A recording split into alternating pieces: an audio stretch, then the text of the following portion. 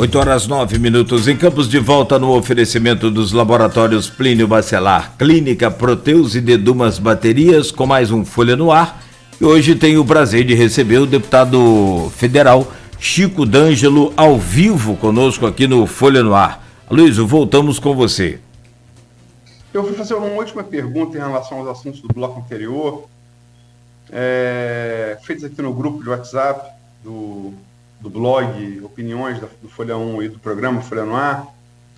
Uma pergunta feita pelo Roberto Dutra, sociólogo, professor da UENF, feita para o Chico. Deputado, com a provável vitória de Bolsonaro, que acabou se consumando, ele perguntou isso às 18 horas, com a provável vitória de Bolsonaro para o comando do Congresso Nacional, qual deve ser a estratégia dos partidos de centro-esquerda para enfrentar o bolsonarismo? Acho que a estratégia mais do que falar para a Câmara em si, que é importante, né? Nós somos parlamentares, né? Deputados federais, mas cada vez mais dialogar com a sociedade civil organizada.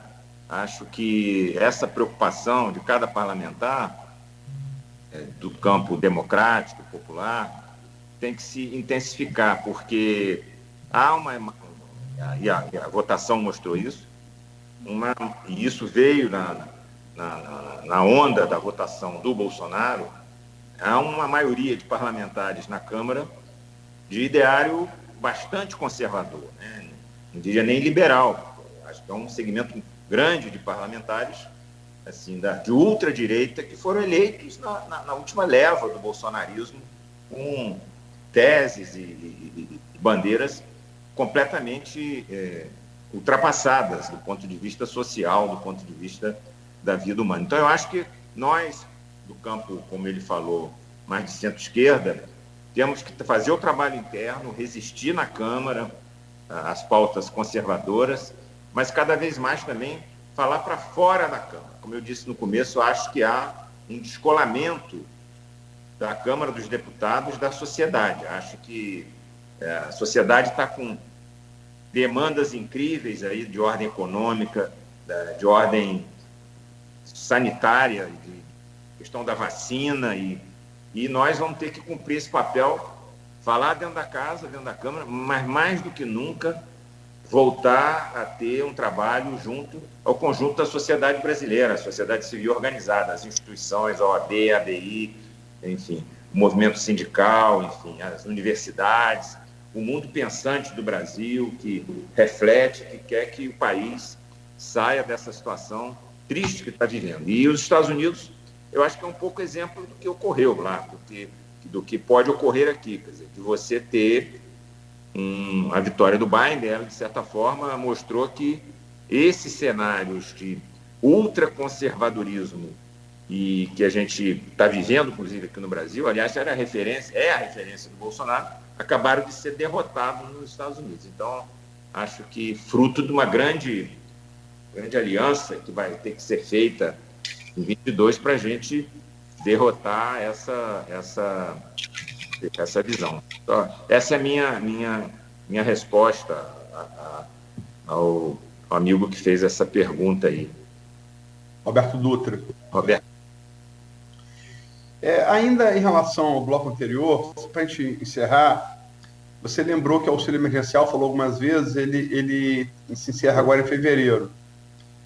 E a gente sabe que Bolsonaro conseguiu, com esse auxílio emergencial, entrar no Nordeste, que era um bastião tradicional do petismo, demonstrou isso nas eleições de 2018, presidenciais, conseguiu entrar, né? O eleitor do auxílio emergencial é um pouco eleitor do Bolsa Família do PT, de Lula, né? Lula e Dilma. Tem até fenômeno que cientistas políticos estudam, é o eleitor Bolsonaro, Bolsolula ou Lula-Naro. Se discute isso desde 2018, né? Na ciência política. Mas esse auxílio emergencial, de certa maneira, teve presente no discurso do Lira ontem, né? Ele lembrou que ele é de Alagoas, um estado dos mais pobres do Nordeste, diz ter orgulho dessa origem. Estava com seu pai, né, o Benedito Lira, que foi parlamentar antigo do Congresso, na Câmara, no Senado.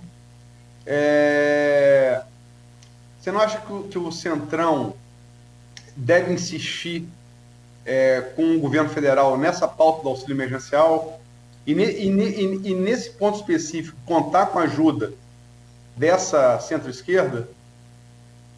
Então, esse é o dilema do governo Bolsonaro, com bandeiras e pautas ultra neoliberais, né, na contramão do mundo, que para ter maioria na Câmara apoiou o Lira e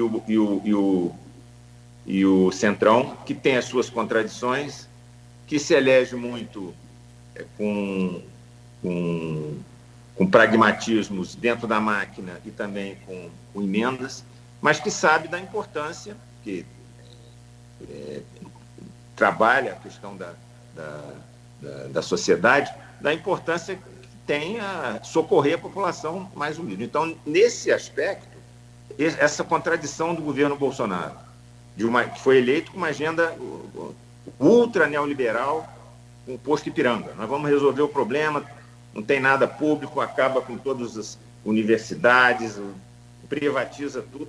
E agora está vendo, em plena pandemia, o papel e a importância que o Estado tem até para fornecer vacinas. Quer dizer, quem produz vacinas é o Estado, que é Butantan, é Fiocruz, não são instituições privadas.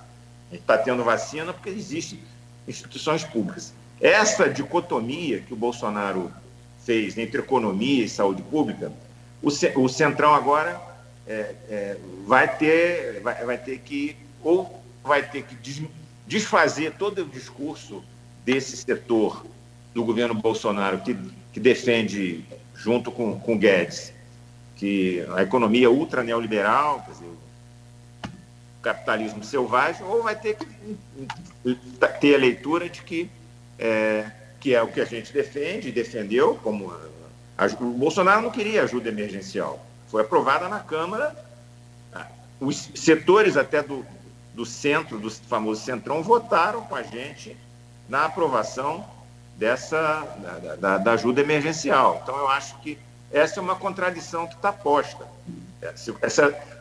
E a gente tem que ser coerente na vida. Se essa discussão for colocada, nós vamos votar. Eu vou votar a favor porque acho que tem que socorrer as pessoas estão passando necessidade, né? Então, essa é a minha compreensão desse momento.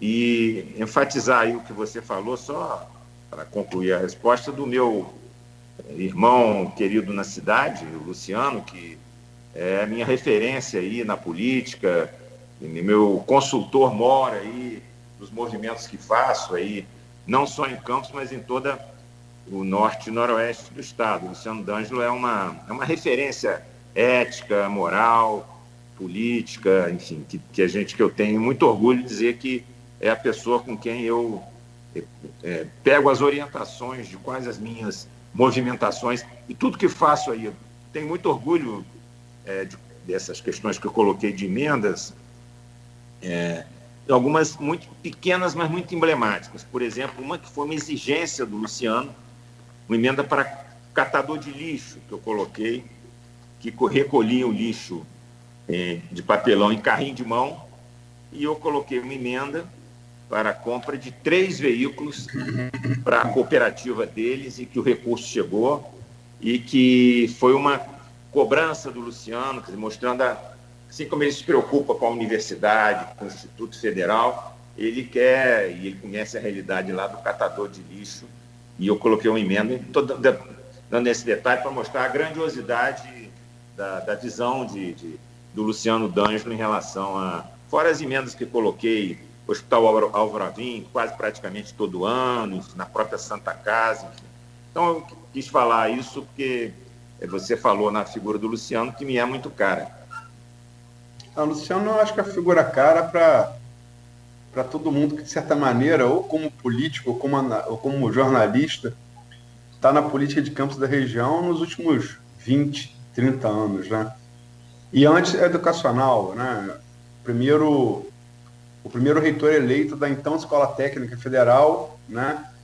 até ainda já no final dos estertores da ditadura, servindo como exemplo até para o resto do país. Luciano é uma figura, por mais que você possa discordar de um ponto ou outro, uma figura que no todo é uma figura de referência, de proa na política de Campos da região. Só para endossar. Agora, você falou de um outro ponto, da vacinação. Lógico que institutos como que você lembrou, Butantan, do São Paulo, com a Sinovac e a Fiocruz, Fundação Instituto Oswaldo Cruz, que é no Rio de Janeiro, com a Oxford, né, na vacina produzida AstraZeneca na Índia, foram fundamentais. Mas a gente não pode esquecer que esse governo eleito com a bandeira liberal esnobou a iniciativa liberal da Pfizer. E disse que a Pfizer que tinha que procurar o Brasil. É verdade. O Brasil tinha um grande mercado. Então consegue errar nas duas pontas, né? Mas enfim. Agora, o Arthur Lira falou ontem vacinar, vacinar, vacinar. E nesse ponto não é um discurso tão afinado assim com o governo federal, né? Sem dúvida, até achei positiva essa preocupação com a questão da vacina, porque é o oposto que a maioria dos ministros desse governo faz, até no comportamento de negar, seja na questão do uso da máscara, em todas as medidas de prevenção do coronavírus, o governo deseduca a população, né? E na questão da vacina, a mesma coisa, inventando um monte de historinha desde o ano passado em relação à vacina. Então, eu acho que o presidente da Casa, que assumiu colocar que é fundamental e importante a questão da vacinação, até porque é verdade, né? Além dessas... Nós vamos viver esse ano, eu sou médico, tenho conversado, sou da comissão externa que debate, fizemos grandes debates na Casa. Aliás, foi a única comissão na Câmara que funcionou da Covid, o deputado Luizinho é o presidente, com várias audiências públicas muito qualificadas.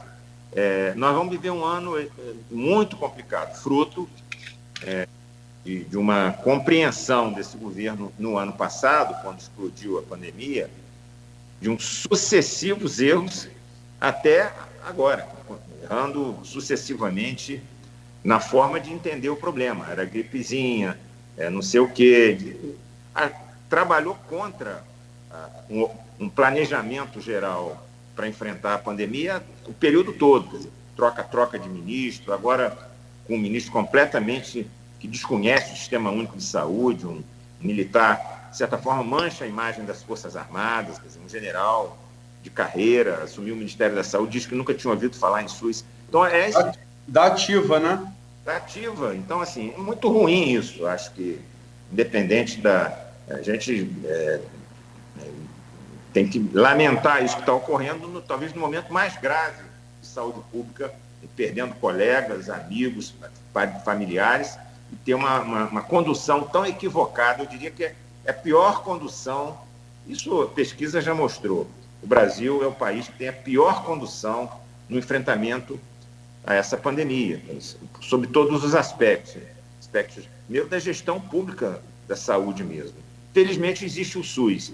Se não é o Sistema Único de Saúde, eu fui presidente da Frente Parlamentar HIV/AIDS, Aloysio. Fui 2 vezes na ONU representar o Brasil, representar o Parlamento brasileiro.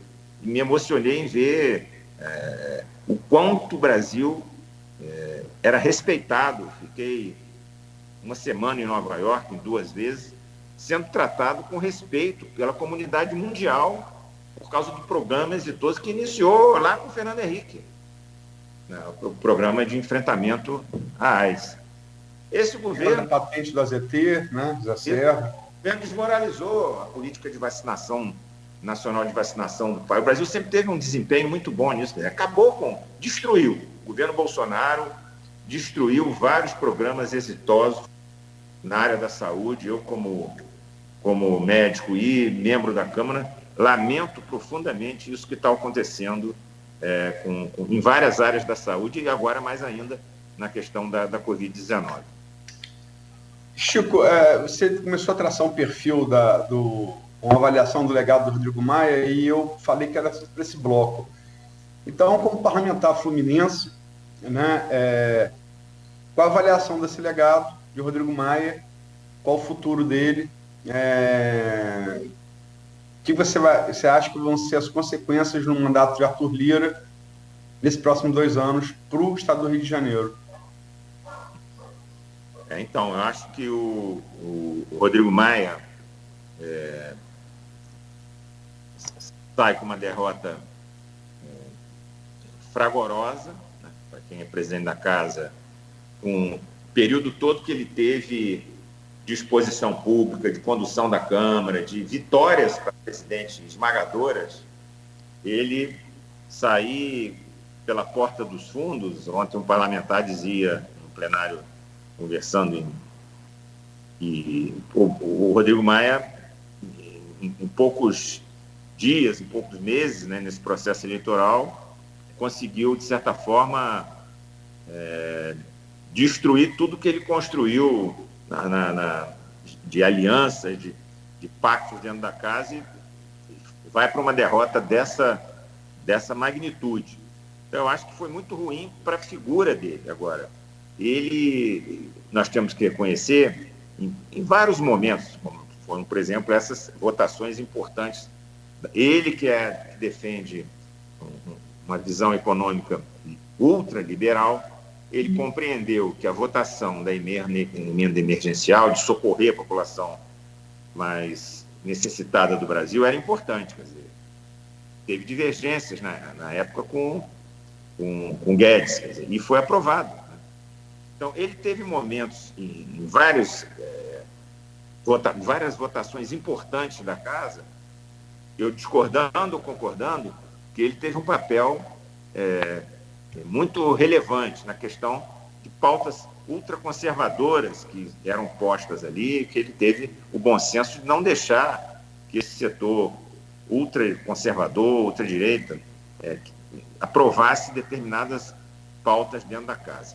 Eu acho que ele fez uma bela de uma gestão na Câmara. Está saindo pela porta dos fundos do ponto de vista eleitoral, porque ele tomou uma coça de votos, né? Essa que é a verdade. Mas eu diria que o legado dele, a história dele, assim, com relação à presidência da casa, é uma história que é mais positiva do que negativa. Eu acho que ele cometeu um equívoco, que foi... Não é possível que nem... A gente está falando aqui das barbaridades que o Bolsonaro cometeu com relação à pandemia. Só isso já justificaria crime de responsabilidade. Não é possível que entre os 60 que estão lá não tenha um consubstanciado, com consistência, para ele abrir. Não era nem... Isso ia demorar, ia ter discussão, mas ele nem colocar, nem permitir que daquelas solicitações de abertura de processo de impeachment fosse feito. Eu acho que isso foi um erro que vai marcar a história dele, não positivamente. Eu vejo um balanço geral, uma gestão mais positiva do que acabou mal, porque teve essa derrota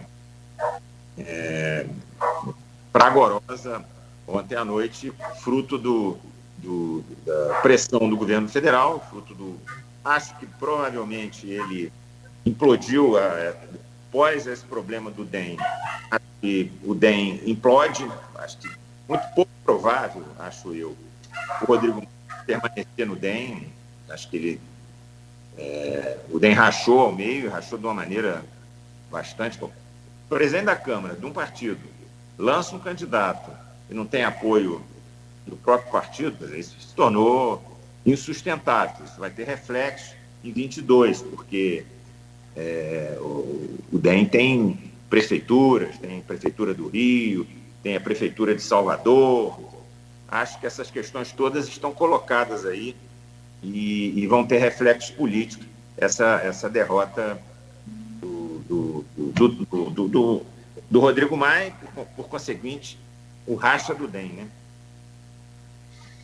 Chico, a gente falou aqui do Centrão e tal, da vitória do Centrão. Se lembrar a história recente, nos últimos 2 anos. Em 2018, o general Heleno, ministro-chefe do GSI, né, na época ainda apoiador de Bolsonaro, foi flagrado e filmado em uma convenção do PSL, um evento do PSL, cantando se gritar, pega Centrão, não fica um, meu irmão. Quer dizer, pegou o samba famoso e trocou ladrão por Centrão, né? Isso teve uma grande repercussão. Centrão que apoiou a Geraldo Alckmin só na reta final, quando viu que não tinha jeito, pulou de Geraldo Alckmin e para Bolsonaro, né? Mas, na verdade, coube a um general, o Luiz Eduardo Ramos, reaproximar da ministra da Segovia, Secretaria de Governo, reaproximar o governo Bolsonaro com o Centrão, a qual, repito, o Bolsonaro sempre pertenceu, né? Qual você acha que é o futuro dessa relação do pega Centrão do Heleno, a reaproximação pela mão do Luiz Eduardo Ramos, a vitória de ontem? Eu acho que vai depender cada vez mais do que o governo vai entregar a esse setor. O governo sabe com quem está lidando. Como você bem falou, o Bolsonaro fez parte do Centrão. Eu estava na Câmara, na votação do impeachment, o Bolsonaro, na fala dele, parabenizou o Eduardo Cunha, que era o presidente da casa à época, do Centrão. São setores que lidam a sobrevivência política muito com cargos em urnas, Petrobras, ministérios, enfim. E quanto mais o processo eleitoral se aproxima, esse setor vai apresentar a sua conta. Já está apresentando. Aliás, já está sendo paga através de emendas, até algumas coisas absurdas. E também com cargos, né, de parlamentares perdendo cargos aqui do governo federal e entregas em outros. O toma lá da cá, nesses últimos 2-3 meses da votação da Câmara, já aconteceu. Essa relação, só que a goela e a gula desse setor é muito grande, né? Resta saber, quer dizer, eu acho que o governo Bolsonaro, até para sobrevivência, do ponto de vista... Porque o impeachment que poderia, no caso do Baleia Rossi, se tivesse aumento de pressão popular ser colocado, acho que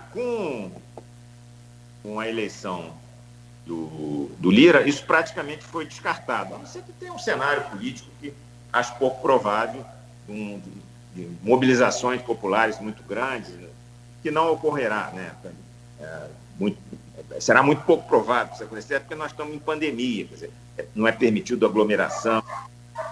Então, eu acho que essa relação, o estresse que vai acontecer nela, ou não, que certamente irá acontecer, vai depender das entregas que o governo terá que fazer, não tem conversa fiada com a turma do Lira.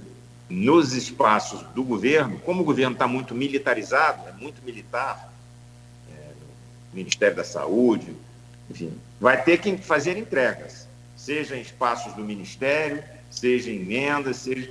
O que isso vai na prática? Estatais. Isso. E aí acho que a imprensa vai ter um papel muito importante para acompanhar essa... E quanto mais se aproxima a eleição, mais esses setores, até para a sobrevivência política deles, vão na jugular do governo para cobrar a cota de ter a maioria na Câmara. Então, acho que o cenário é esse. Acho que o gesto autoritário do Lira ontem, desfazendo o bloco, por exemplo, já mostrou, diferente do presidente do Senado, que fui deputado com ele, foi presidente da CCJ, é uma pessoa muito mais preparada e qualificada, né? Fez um bom trabalho na CCJ, tanto que a oposição majoritariamente o apoiou, diferente do Lira. Então, ele teve o apoio do Bolsonaro, mas ele fez um discurso defendendo o Estado Democrático de Direito, o devido processo legal. Ele fez um discurso da presidência do Senado bem diferente do discurso do Lira. O Lira toma posse, primeira coisa que faz, desfaz um bloco, já calçando a luva de boxe para ter uma gestão conflitada. Isso não é bom e está se cacifando, muito provavelmente, na segurança desses votos, com cargos, com liberação de recursos, bilhões e bilhões, e que já estão sendo e continuarão sendo para esses parlamentares do Centrão, que são crias e têm a metodologia do Eduardo Cunha. Então, o discurso do governo Bolsonaro de que acabou a mamata, não tem mais... foi por terra. O governo é o mais pragmático e o mais entreguista de espaços públicos dos últimos anos da história da República. O senhor diria que dá para fazer parafraseando aqui a Dilma, todo mundo que ganhou, não ganhou? Nesse caso, então, o Bolsonaro, que ganhou a eleição com a maioria lá na Câmara e também no Senado, ele sai perdendo, que ele ganha um amigo que vem com o inimigo junto, é isso? Ele ganhou um amigo que vai ter uma cobrança por essa amizade, que ele vai ver o tamanho dela já. Temos aqui várias participações aqui, a quem, né, a gente agradece, os nossos ouvintes interagindo aqui com a nossa página no stream. E tem uma da Noêmia Magalhães.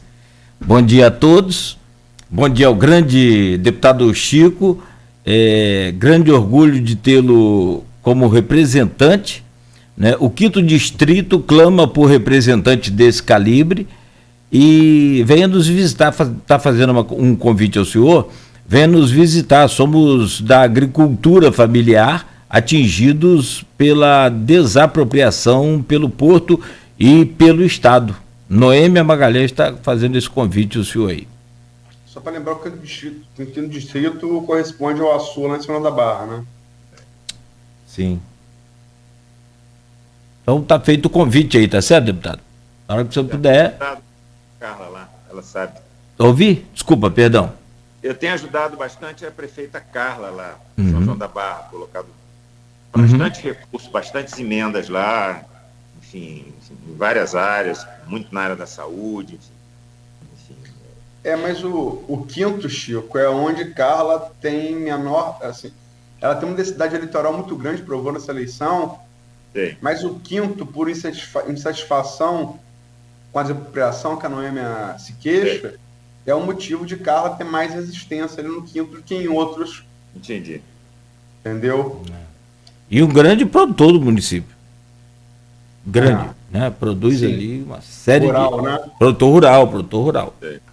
Fora a questão do Porto, essa coisa, mas grande produtor de jiló, de quiabo, maxixe. Sim. Maxixe acho que é um dos maiores do estado. Enfim. Sim.